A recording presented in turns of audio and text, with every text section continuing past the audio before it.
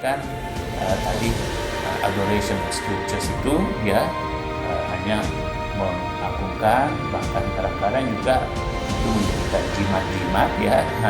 Kitab itu dibuat sedemikian rupa sehingga berbentuk seperti Al-Quran, kemudian dipasang-pasang, digantung dalam tubuh dengan harapan itu akan menjadi jimat ya. Kalau model interpretation of scriptures yang utama adalah bagaimana bisa memahami ya, kemudian juga bisa menganalisis, bisa mengevaluasi, bahkan juga bisa melakukan sintesis yang ujungnya kalau bisa melahirkan kreativitas ya, yang tentu dibangun dengan imajinasi tinggi sehingga bisa melakukan kreativitas yang sangat membantu.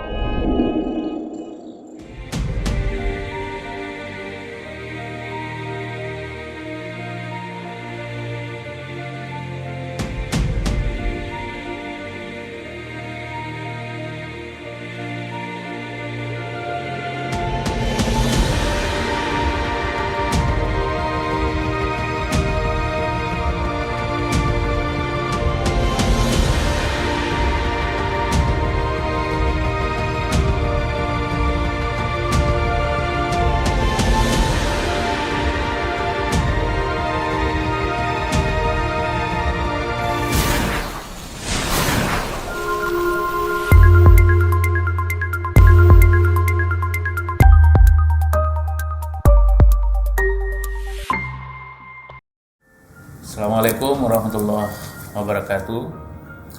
Alhamdulillahirrabbilalamin wa bihi nasta'inu ala umuri dunya waddin, wa salatu wassalamu ala asyrafil anbiya'i wal mursalin wa ala alihi wa sahbihi ajma'in.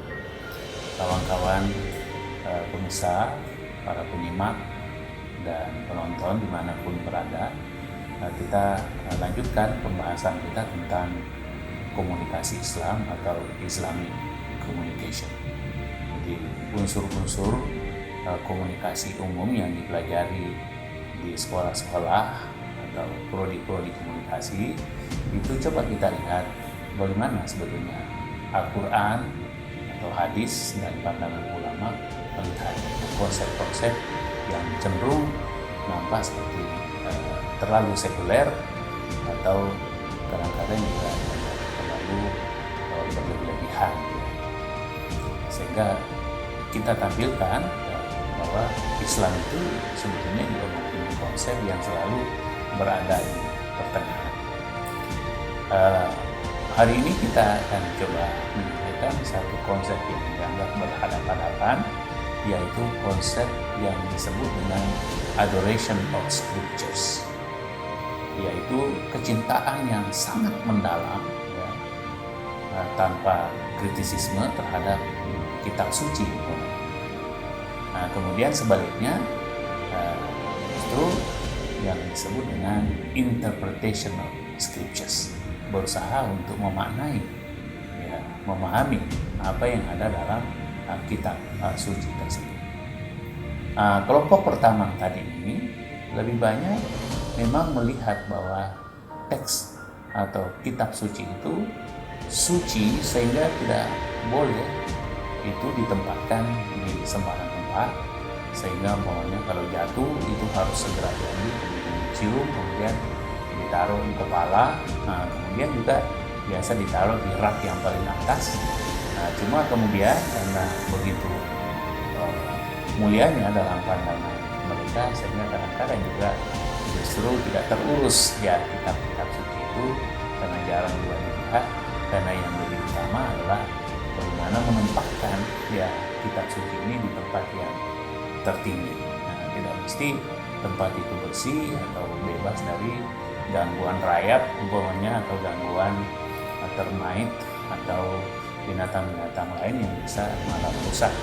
Karena memang yang inti adalah bendanya itu sendiri. Jadi ada adoration, artinya cinta yang terlalu berlebih-lebihan kepada sesuatu.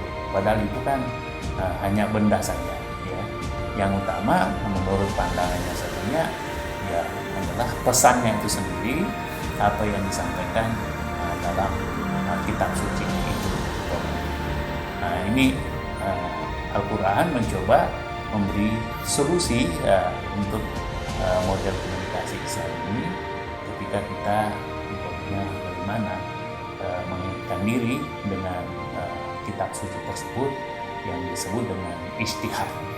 Ya, dalam Islam prinsip ijtihad ini sangat dituntut untuk selalu kita upayakan, ya, sehingga memang dalam tradisi Islam muncullah berbagai macam mazhab itu, ya, karena hasil dari olah pikir manusia terhadap kitab suci ketika juga bersinggungan dengan kondisi sosial atau masalah sosial yang ada yang melingkupi kita, sehingga diperlukan untuk terus-menerus itu setiap saat munculnya yang disebut dengan ijtihad. Makanya jangan heran, ya, dalam Islam itu banyak sekali mazhab, bahkan pernah mencapai 600 macam mazhab dalam Islam. Kemudian belakangan, ya, mengerucut, kemudian kita temukan hanya 4 dalam tradisi kaum Sunni, 4 mazhab yang dikenal dengan itu ada Maliki, ada Hambali, ada Hanafi, ada Syafi'i. Ini yang berkembang di dunia Islam. Kemudian ini lebih khusus kepada Sunni. Nah, kemudian ada yang juga khusus untuk mazhab yang ada dalam Syiah. Nah, Syiah juga mempunyai itu mazhab-mazhab. Paling tidak juga ada 4, yaitu ada mazhab Zahiri, ada mazhab Ja'fari, ada Isna Asy'ari, ya, dan lain-lainnya. Itu dalam mazhab Syiah yang juga berkembang sangat pesat dan mempunyai wilayah-wilayah tertentu di mana Syiah ini juga cukup dominan, ya, di wilayah tertentu, umpamanya di Iran, juga di Syria, di Irak, bahkan juga di Pakistan, India, ya. Nah, apalagi kalau di Eropa itu aliran Syiah juga cukup berkembang. Bahkan, ya, banyak juga yang mensinyalir bahwa Islam yang pertama dibawa ke Indonesia, ya, justru awal mulanya itu dibawa oleh kaum Syiah. Makanya jangan heran, pokoknya kita di Indonesia itu banyak mengadopsi pokoknya Asyura, banyak juga membaca kitab-kitab namanya hikayat-hikayat. Ada hikayat Baginda Ali, ada hikayat Siti Fatimah, ada hikayat Hasan, hikayat Husain, ada hikayat Zainal Abidin, ya, dan seterusnya. Dan ini juga dianggap sebagai bukti bahwa memang juga Syiah pernah menjadi penganjur Islam di bumi Nusantara.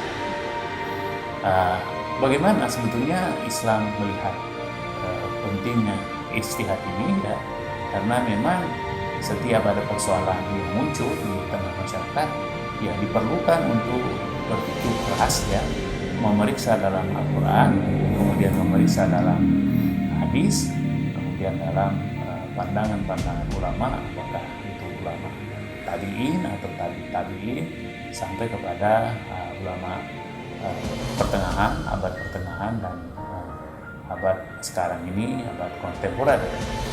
Ya, karena mereka ini telah melakukan proses ijtihad, proses pemahaman ulang terhadap hal-hal yang mungkin belum pernah muncul di zaman-zaman yang lalu, bahkan mungkin belum pernah muncul di era atau masa Rasulullah SAW, sahabat, tabi'in, dan tabi'in. Sehingga diperlukan memang usaha-usaha ijtihadi dalam rangka untuk tetap bisa menangkap makna yang aktual terhadap ajaran Islam, dan juga ketika ada persoalan-persoalan yang dihadapi.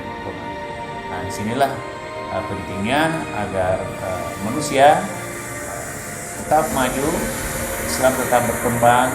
Karena kenapa, ya, memang, ya, persoalan hidup dan kehidupan ini selalu saja berubah-ubah, dan kita berkeyakinan juga bahwa Al-Quran dan hadis itu selalu aktual ya interpretasi. Ya, cuma memang harus ada interpretasi. Karena kunci sebetulnya dalam komunikasi Islam itu adalah pemahaman atau pemaknaan, bukan tadi adoration of scriptures itu ya hanya mengagungkan, bahkan kadang-kadang juga itu menjadikan jimat-jimat ya. Kitab itu dibuat sedemikian rupa sehingga berbentuk seperti Al-Quran, kemudian dipasang-pasang, digantung dalam tubuh dengan harapan itu akan menjadi jimat. Ya, kalau model interpretation of scriptures yang utama adalah bagaimana bisa memahami, yang kemudian juga bisa menganalisis, kemudian juga bisa mengevaluasi, bahkan juga bisa melakukan sintesis yang ujungnya kalau bisa melahirkan kreativitas ya, yang tentu dipandu dengan imajinasi tinggi sehingga bisa melahirkan kreativitas yang sangat membantu manusia dalam hidup dan kehidupannya sejahtera, lebih aman, lebih damai, dan selamat dunia dan akhirat.